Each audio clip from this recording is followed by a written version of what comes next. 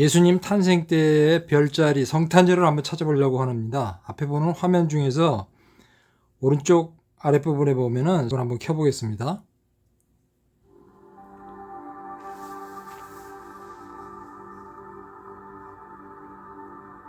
지구가 나왔죠? 이거를 이렇게 당겨 보면은 태양계가 보이죠? 태양계를 지금 이렇게 수평으로 보고 있거든요. 드론샷 있잖아요. 위에서 보는 거. 드론샷을 하기 위해서 싹 이렇게 밑으로 당겨 봅니다. 그러면 이렇게 위로 올라가서 보이시죠? 네. 자, 비교하면 청왕성, 천왕성, 해왕성까지 보이죠? 그러다 보니까 저 앞에 것이 보이지를 않으니까 이걸 조금 더 크게 해볼게요. 그리고 돌려서 이걸 위치에다 잡기 위해서 움직여주시죠.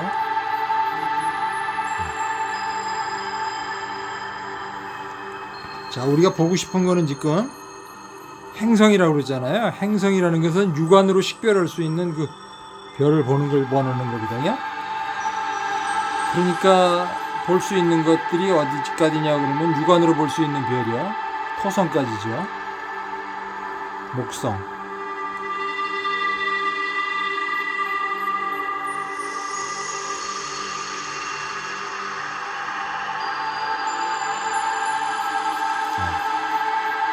조금 줄여야 되겠네요. 토성까지 지금 보이죠? 토성이 보이면 지구가 안 보이고 지구를 보이게 하면 토성이 안 보이네요. 화면이 작아가지고. 어쨌든 뭐 그렇다 치고요. 지금 시간을 한번 변경해 볼게요. 오늘이 2023년 12월 18일이거든요. 여기 지금 연도에다가 클릭을 하고 이쪽에 있는 메타스로 이걸 이렇게 화살표에 있는 눈금 표시를 위로 이렇게 당겨주면 돌아가기 시작합니다. 위로 올라가죠. 우리는 지금 과거를 찾고 싶은 거니까 세워야 되겠죠. 그리고 밑으로 이렇게 당깁니다. 밑으로 확 당겨버리면은 거꾸로 돌죠. 거꾸로 도는 거예요. 자, 이런 식으로 해가지고 예수님 탄생 때까지의 별자리를 한번 보도록 하겠습니다. 너무 느려요. 지금 이렇게 갔다가 언제 2000년을 가겠어요? 좀 빨리 당길게요. 더 빨리. 1980 더 당겨야 되겠네요.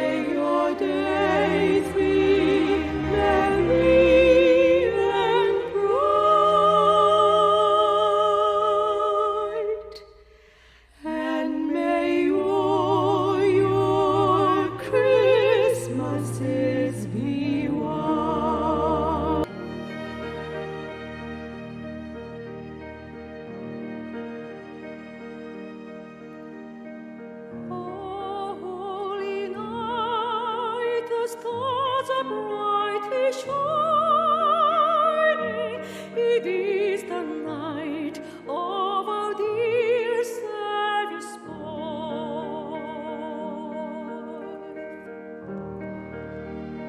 Long lay the world in sin and error pining. He appeared, and the soul of faith its wife. A thrill of love, the weary world rejoices, for yonder breaks a new and glorious morn. Fall on your knees, hear the angel voices, O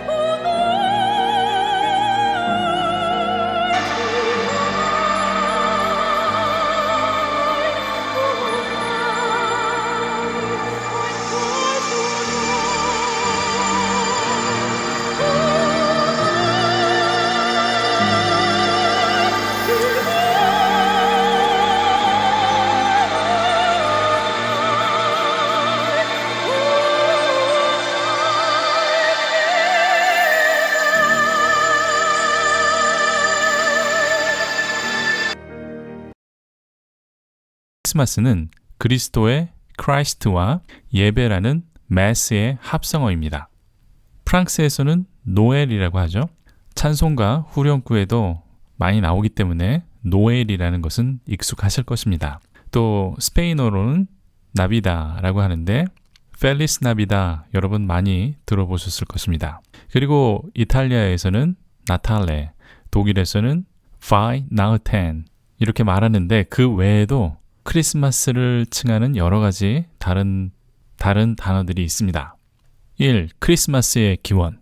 유럽에서는 겨울이 종교적으로 매우 중요한 시기였습니다. 특히 북유럽 사람들은 혹독한 겨울을 잘 지내기 위해서 여러 가지 중요한 종교적 의식과 행사들이 역사적으로 많이 있었습니다. 특히 북유럽 스칸디나비아 지역에서는 12월 21일은 율을 기념하는 날이었습니다.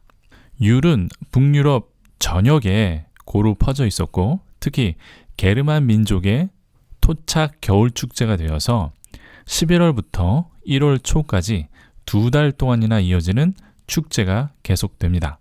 지금 사전에 율이라고 치면 크리스마스라고 나오기도 합니다. 율은 여러 가지의 의미와 행사가 있었지만 그 중에서 가장 중요한 의미는 새로운 태양이 시작된다라는 것입니다. 인간의 농사에 필요한 태양신이 이제 새롭게 태어나는 것인데 그것을 기념하기 위해서 각 가정의 아버지와 아들들은 커다란 통나무를 가져와서 불을 태웁니다. 이렇게 나무를 태우다 보면 불꽃이 튀면서 나타나는데 그 불꽃은 새해에 태어날 돼지나 송아지를 상징한다고 합니다. 그래서 불꽃이 많이 일면 더 풍성한 한 해가 되는 것이죠. 북유럽에서 율이 왜 중요하냐? 겨울은 춥고 혹독합니다.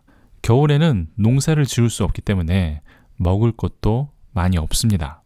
겨울은 삶과 죽음의 경계를 넘어야 하는 시기이기 때문에 종교적인 의식과 믿음이 많이 있었던 것이죠. 그럼 따뜻한 이탈리아나 남유럽은 어땠냐? 로마의 경우 겨울에는 사투르날리아라는 토성, 세런이죠. 그 토성을 기리는 날입니다. 토성의 신은 농사의 신이었습니다. 한 달 동안 이어지는 이 농사의 신의 축제에 음식과 음료가 풍성한 그러한 축제의 시기였습니다. 또 로마 사람들은 새로운 태양력이 시작되는 동지에 로마의 아이들을 기리는 유벨날리아를 지켰습니다. 이때가 12월 25일 정복할 수 없는 태양의 신 미트라의 생일을 축하하는 날이기도 했습니다. 이 크리스마스 제정에 종교적인 배경. 결국 크리스마스는 로마 태양신 미트라의 생일을 기념하는 날이 예수님의 생일을 기념하는 날로 바뀐 것입니다. 이러한 사실을 알고 있는 분들이 많이 있습니다. 그렇지만 왜 유럽 사람들이 태양신 미트라의 탄생일을 예수님의 탄생일로 바꾸었는지 그 종교적인 배경을 이해할 필요가 있습니다. 북유럽 사람들은 앞에서 말했듯이 유를 지켰고 그 시기에 남유럽의 사람들은 미트라를 기념했습니다. 이 둘의 공통점은 태양과 동지와 관련이 있다는 것입니다. 이때 북유럽 사람들은 가축에게 먹일 것이 많지 않았기 때문에 대부분의 가축을 이때 잡아먹기도 했습니다. 그러면서 겨울을 났죠. 그러니까 삶과 죽음의 경계선에 대한 이야기가 잘 통하는 시기였죠. 또 생명을 상징하는 빛, 태양이 바로 성경의 예수님과도 아주 잘 맞아 떨어졌던 것입니다. 빛으로 오신 예수님과 생명의 빛 예수님, 그리고 삶과 죽음이 유일기간에 기념하는 빛의 개념과 맞아 떨어졌던 것입니다. 또 로마의 태양신 미트라도 기독교의 개념을 끼워 넣을 수 있었습니다. 그러니까 성경에 말씀하시는 빛 대신 예수님과 생명을 주시는 예수님이 그들의 개념과 아주 잘 맞아 떨어진 것이었죠. 그런데 예수님께서 태어난 날을 기념하려고 보니까 성경에는 예수님의 탄생일이 없었습니다. 그래서 만들려고 생각해 보니까 3월 25일이 예수님이 수태된 날로 지키고 있었습니다. 여기에 잉태한 시기 9개월을 더하니까 우연히도 12월 25일로 딱 떨어지게 된 것이죠. 또 동방박사들이 예수님을 찾아간 날을 기념하는 날도 1월 6일로 지키고 있었습니다. 그러니까 예수님이 12월 25일에 태어났다면 예수님의 수태일과 동방박사가 예수님을 찾아온 날과 자연스럽게 딱 맞아 떨어지기도 합니다. 그렇기 때문에 토착 종교의 새로운 종교인 기독교로 대처하는데 아무런 문제가 없었던 것이죠. 3. 예수님은 언제 태어났는가? 결론은 모릅니다. 성경은 예수님의 탄생일을 말씀하지 않기 때문에 모른다가 정답입니다. 당연히 마리아의 잉태 시기나 동방박사가 찾아온 날도 모르는 것이죠. 그리고 기독교 초기에는 예수님의 탄생을 기념하지 않았습니다. 초기 기독교는 부활절이 가장 중요한 명절이었습니다. 왜냐하면 당시 유대인들은 생일을 기념하지 않았습니다. 때문에 예수님의 생일도 기념하지 않았고 생일을 기념할 이유도 없었던 것입니다. 성경을 근거로 예수님의 생일을 추정은 해볼 수 있습니다.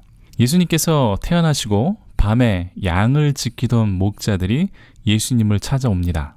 이 사실을 볼 때 예수님께서 태어난 시기는 겨울이 아니라 봄이나 가을로 추정이 됩니다. 겨울은 우기기 때문에 밖에서 많은 활동을 하지 않습니다. 우기가 끝나고 풀이 자랄 그 시기, 봄에 또는 가을에 아마 양치기들이 밖에서 양을 치었을 것이라고 추정을 하는 것이죠. 크리스마스는 4세기경, 그러니까 예수님이 탄생하신 이후 약 300년이 지난 후에 기념하기 시작했습니다. 그러다가 교황 율리우스 1세가 주 350년부터 12월 25일로 선택한 것입니다. 로마의 사투르날리아의 축제, 태양신 미드라의 생일을 기념하는 날로 대치가 된 것이죠. 그 후 432년에 이집트에 유행하기 시작했고 그 후 100년이 지나고 영국에서는 6세기 후반부터 크리스마스를 지키는 유행이 시작이 되었습니다. 4. 크리스마스 폐지 운동. 오늘날도 크리스마스가 이방 종교에서 온 것이다. 성경에는 예수님의 탄생일이 없다. 크리스마스는 잘못된 것이다. 이러한 주장을 하면서 크리스마스 폐지를 외치는 분들이 종종 있습니다. 그런데 크리스마스 폐지 운동은 새로운 것이 아닙니다. 17세기 초 종교개혁이 활발하게 일어나기 시작할 때부터 크리스마스를 기념하는 방법이 개신교에서는 달라졌습니다. 그 중에서도 영국의 청교도들은 크리스마스의 기원이 잘못되었다는 것을 지적하면서 크리스마스를 지키지 않았습니다. 그리고 1645년 청교도가 영국을 점령했을 때 타락한 영국의 종교를 개혁한다면서 잘못된 크리스마스를 폐지하기도 했습니다. 그렇지만 크리스마스 폐지는 그리 오래가지 못했습니다. 얼마 후 찰스 2세가 왕위에 오르고 대중들의 요구에 따라서 다시 크리스마스가 회복이 된 것이죠. 이러한 청교도들이 1620년에 미국으로 건너와서 그들의 신념에 따라 크리스마스를 기념하지 않았습니다. 이러한 영향으로 1659년에서 1681년까지 보스턴에서는 크리스마스를 기념하는 것이 법적으로 금지되었습니다. 화면에 보시는 것이 그 금지령인데 크리스마스를 기념하거나 크리스마스의 정신으로 선물을 주고받거나 서로에게 크리스마스 인사를 하고 또는 크리스마스를 상징하는 옷을 입으면 벌금을 5실링 낸다. 이렇게 선포하고 있는 법령입니다. 반면 같은 미국이지만 같은 시기에 남부 정착지 제임스타운에서는 마음껏 크리스마스를 즐길 수 있었습니다. 그러다가 청교도의 영향력이 떨어지고 1870년 크리스마스는 미국의 연방 공휴일로 선포가 되죠. 5. 크리스마스를 바라보는 비판적인 관점. 지금도 기독교 내에서 크리스마스에 대한 논쟁은 종종 나타납니다. 그 중에서도 크리스마스에 대한 비판적인 시각은 다양합니다. 성경에는 예수님의 탄생을 기념하지 않는다. 이러한 원론적인 입장이 있습니다. 또 크리스마스의 기원은 로마 태양신의 탄생일이기 때문에 폐지해야 한다. 이러한 청교도들과 같은 입장이 아직도 목소리를 내고 있습니다. 그렇지만 대부분의 기독교인들은 그렇게 비판적이지는 않아 보입니다. 크리스마스의 기원이 이방 종교에서 시작되었다는 것은 찜찜해하는 경향이 있습니다. 또 비성경적인 것을 기념해도 되는가? 또는 그래도 예수님의 생일이라고 기념하는 것인데 뭐가 큰 잘못이 있겠는가? 기독교 내에는 큰 갈등은 아니어도 뭔가 깨끗한 느낌은 아니다. 이러한 경향이 있는 것 같습니다. 크리스마스를 바라보는 기독교인의 관점은 크게 세 가지입니다. 예수님의 탄생일로 전적으로 받아들이고 지켜야 한다. 이러한 입장이 있고, 아니다. 우상의 탄생일을 성경에도 없는 기념일로 지키면 안 된다. 이렇게 폐지론을 강하게 주장하기도 합니다.